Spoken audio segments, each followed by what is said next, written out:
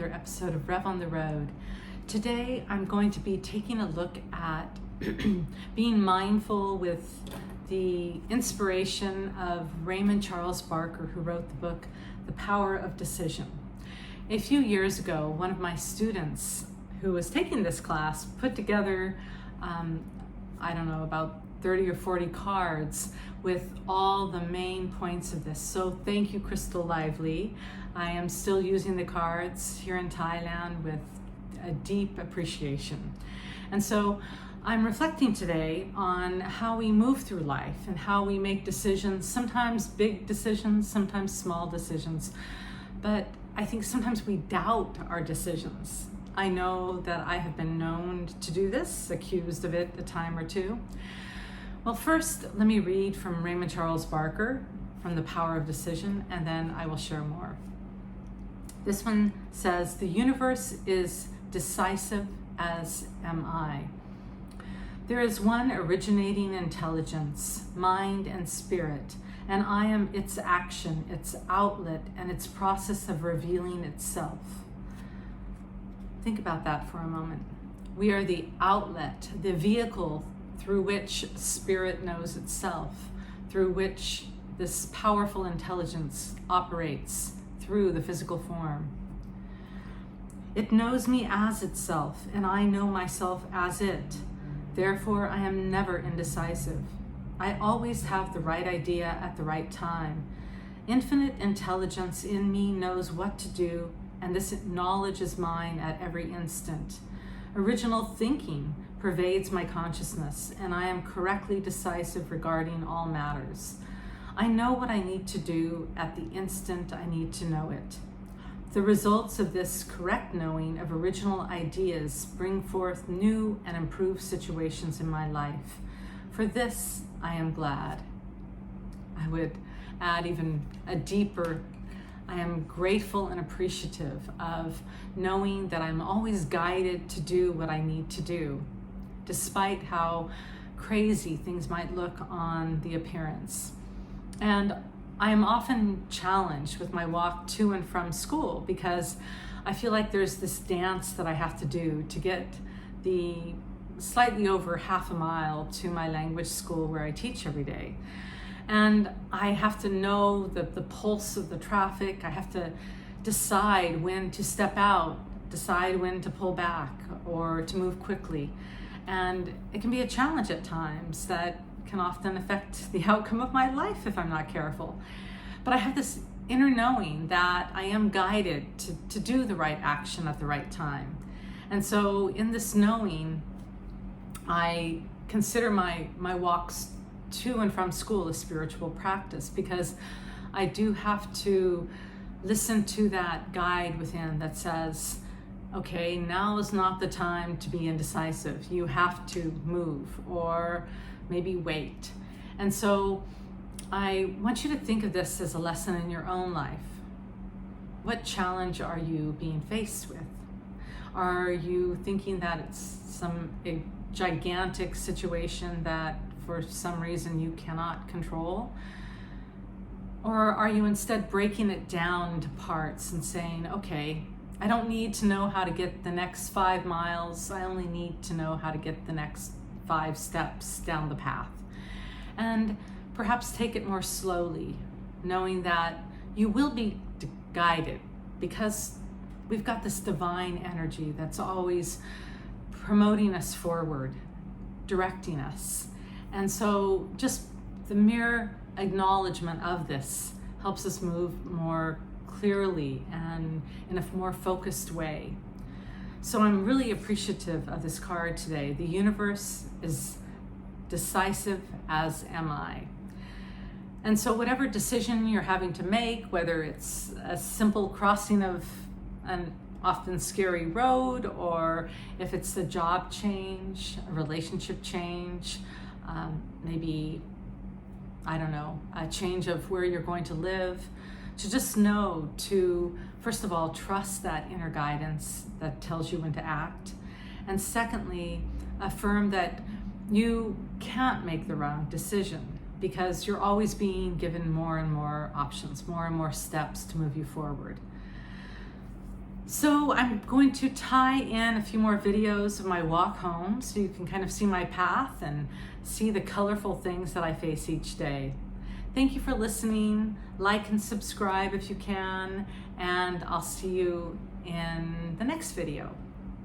Sawadee ka from Thailand, or Kapunka, which is thank you. Have a wonderful day and wherever you are. This is my walk on my way home from school. Hello, Sawadee ka! I passed the wonderful fruit stand. Lots of beautiful fruits and cut up pineapples. And here we have little bananas and lots of unique kinds of fruit. Mangosteens, beautiful fruit. And these are spiky and hurt my fingers. I don't know what they are. We have coconuts, and here we have dried fish drying in the sun. And so as I walk on further, I see many interesting sights. Kind of shocking. And I wave to the workers, and then I walk further. It's a very hot day. I take a shortcut past a little cafe that's all set up for dinner with no customers.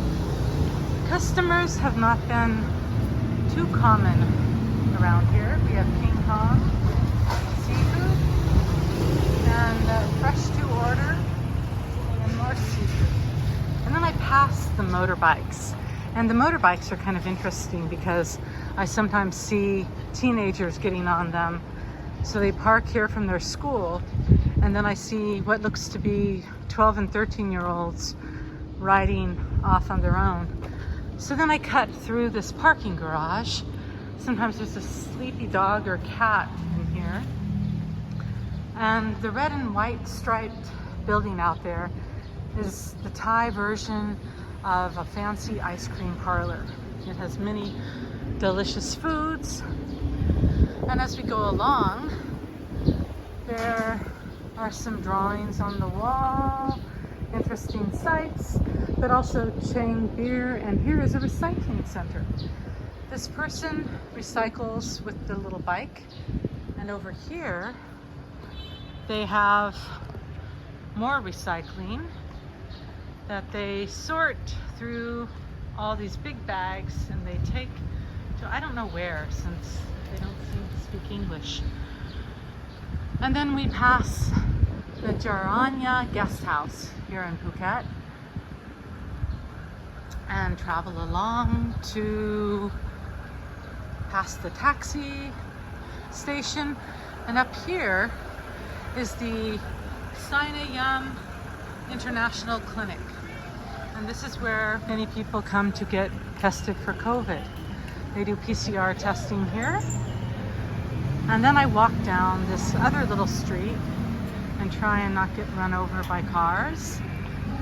And you can see there's a pharmacy here. Very nice man. And here we have a clothing shop of recycled clothes. Hello, how are you? Mini clothing things, 50 baht. What a deal. I really like this place. And now we go on to the food stalls, another kind of fast food place with coconuts and pineapples and watermelons to go. And now I risk my life once again to cross this busy street. And I never can tell when it's safe. And I come here to another store with many inexpensive things and lots of dresses, beautiful colored dresses. And here there are different scarves. There always seems to be a place opening up. And here the wonderful ladies, the massage ladies, And we go on to a very wonderful little fish barbecue place. So I walk by here every day, and they have red snapper and clams and shrimp. Then past the money exchange and the gold shop. And then as I go on, we come to a little garbage place, which I don't like, and kind of a polluted canal. Not a big fan of seeing things floating in the water here. So this is it for now. I'm coming up to Patong Hospital, where there are many people being treated for different ailments and crashes and COVID. So I am also walking under the famous wires that are usually tied up in different knots. These actually look pretty good. They're not dangling down. And so here is the Patong Hospital sign. And so I'm going to stop for now.